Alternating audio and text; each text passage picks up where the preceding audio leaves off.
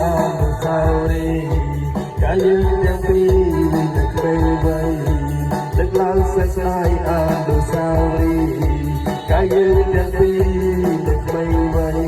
បងឡើងជួបអូនដល់ដើមជ្រៅរំសេចក្ដីហេតុទឹកនឹងផ្លាស់ឆ្វេ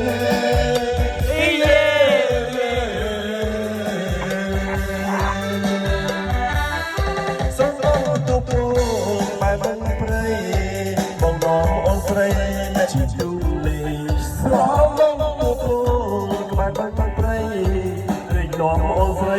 ជាទូលេទុកគ្រាស្រសាស្បែកដៃអកសោអរ៉ៃ